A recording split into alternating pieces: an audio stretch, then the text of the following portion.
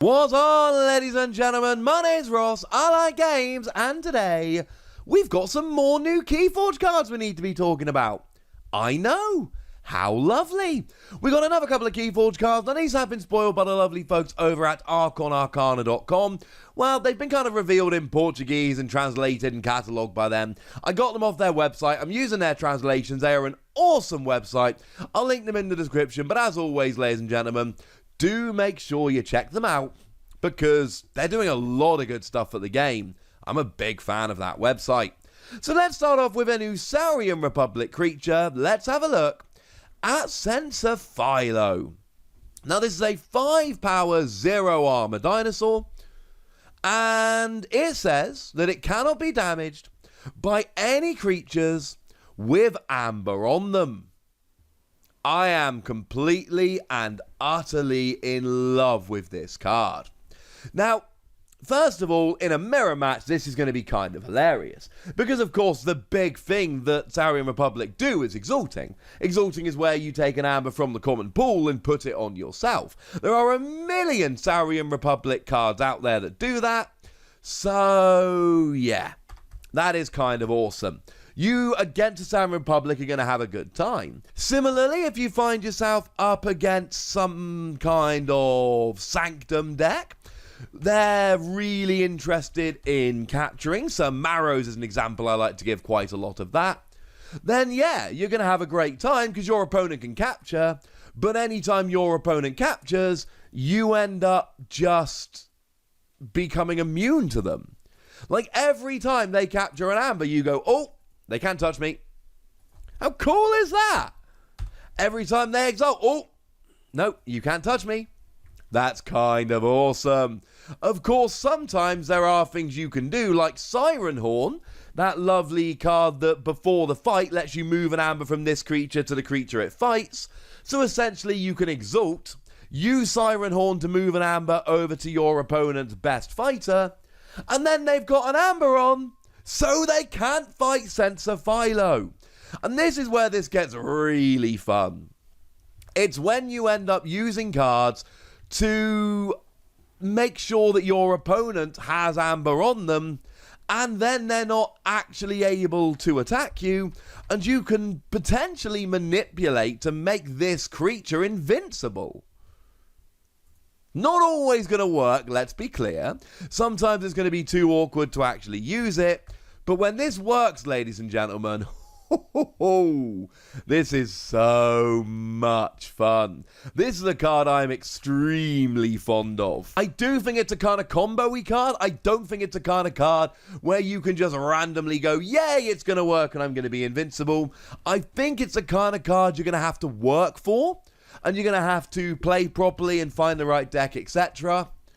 But even where you don't work for it and find the right deck, there will be games you just come up against somebody who's playing a deck that's got lots of exalting and lots of capturing. You just get to sit there and be like, ha ha, it's not working like you thought it would. One card that really intrigues me with this is Gargantodon, because every amber that would be stolen is captured by a creature instead. So against any stealing deck, Gargantodon actually turns them into a capturing deck. So Gargantodon basically then gives you protection against capturing and stealing and exalting. And that really does make it a lot better. We don't know if Gargantodon is in Dark Tidings. It might be, it might not. But that is a combo that I personally am looking out for quite a bit. Hey, want to see a card from that new Unfathomable house? I'm sure you do. It's Omnipus, an 8-power, 0-armor creature, which is pretty big. So starting off, we're loving how big it is, but it can't fight. And we see this quite a lot with the bigger creatures. Oh, that's a really large power. There must be some downside. Oh yeah, no, there totally is some downside. The downside is that Omnipus is not allowed to fight. But when you play, you discard the top 8 cards of your deck and put each tentacle into play that was discarded this way. And when you reap, you gain 1 amber for each friendly tentacle. Oh. This is one of those cards where we're going to need a lot more information than we've got. I'm having a look over on Archon Arcana here at all of the unfathomable cards that have been revealed, and none of them have the Tentacle trait. So, is Tentacle going to be a trait that you see on creatures? I'm assuming not. Is it going to be some kind of other card? Maybe an action card that does something, maybe deals a bit of damage? Well, probably not, because action cards don't stay in play, and when you reap, you get to gain 1 amber for each friendly Tentacle. So a Tentacle's going to have to be an upgrade, or a creature, or an artifact, in order for it to be in play. So maybe a Tentacle's going to be an upgrade that you give to your creature that gives you some kind of power boost. I think that's probably my guess at this stage. The honest answer is we don't actually know. As far as I'm aware, and if I've missed something, please correct me in the comment section, because I would love to know. But as it stands at the moment, I'm not seeing any other cards that reference Tentacles, and I'm not seeing any Tentacle card. And we also need information about the pull rates here in certain decks. Are we going to be getting 1 or 2 Tentacles per deck? In which case you're reaping for 1 or 2, but bearing in mind when you reap you'll still get the regular amber, so it's 1 or 2 extra, not just 1 or 2. Or are you going to be getting decks where you're getting 6 or 7 Tentacles, in which case Omnipus becomes amazing, but then 7 or 8 of the cards in your deck are dedicated to Omnipus, which means that the rest of your Unfathomable suite is going to be kind of rubbish, and if your opponent takes down Omnipus, that sucks. Or are Tentacles going to protect you from being destroyed so that Omnipus stays out, so that piling Tentacles on it is going to be a good thing? I don't know. It's all conjecture. I do feel confident that they're going to be special rare cards, and that they're going to be coming in with Omnipus. Outside of that, I honestly have no idea at all. This is my big question so far from Dark Tidings. I want an answer, I don't have an answer, but I am waiting with bated breath.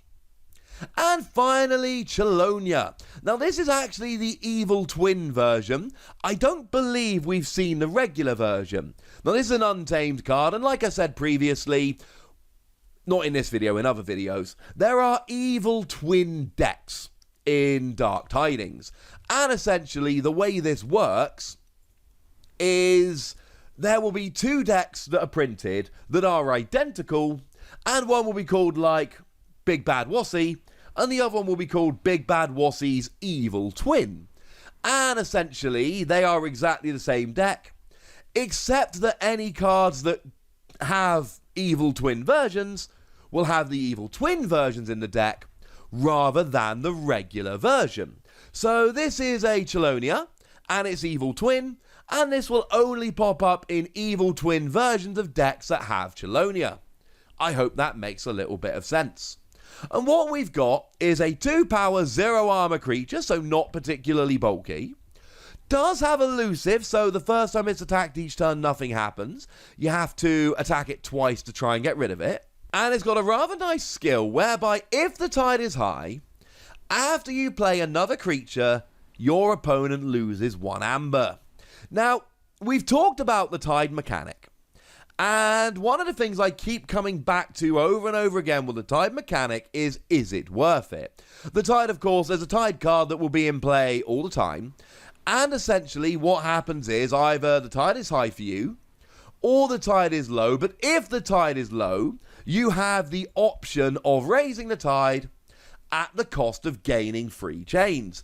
Now, there are other cards that can raise or lower the tide for you. Generally speaking, it's going to be on the tide card, but there will be options. And what I've talked about a lot with a tide is it worth it? Is it worth taking those free chains to raise a tide? And for some creatures, I'm honestly not sure it is. For this creature, I am completely and utterly sure that it is. As long as you've got a handful of creatures.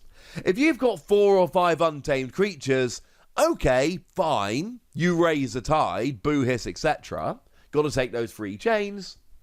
But then you play 5 creatures and your opponent loses 5 amber, and taking free chains to lose 5 amber from your opponent, I think a lot of the time that is absolutely going to be worth that trade-off.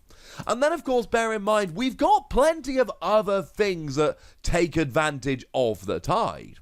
Oh, Paddy, When you reap, you discard the bottom card of your deck or the bottom 3 cards if the tide is high, and play each creature discarded this way one at a time. So clearly if the tide is high, Old Paddy is more likely to hit more creatures that you then get to play.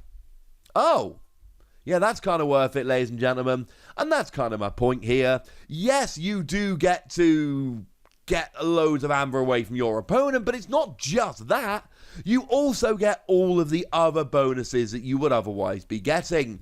And it is worth bearing in mind, this is a permanent skill. So if you've got this and 4 other creatures, tide is high or you raise it, play this, then immediately play 4 other creatures and your opponent will lose 4 amber. Your opponent will not get a turn to try and destroy this unless you give them a turn to try and destroy it. How cool is that? This is a very, very nice card. So there we go, ladies and gentlemen. More lovely new Keyforge cards to talk about. I love talking about new Keyforge cards. And you have my word that if any more Keyforge cards are revealed, I'm going to show you, because that's kind of what I do. I'm not the kind of dude that's going to let new cards be revealed and not tell you. That's not my style. But for now, ladies and gentlemen, I want to know what you think about these 3 cards that have been revealed. So let me know in the comment section. Go nuts! Be nice.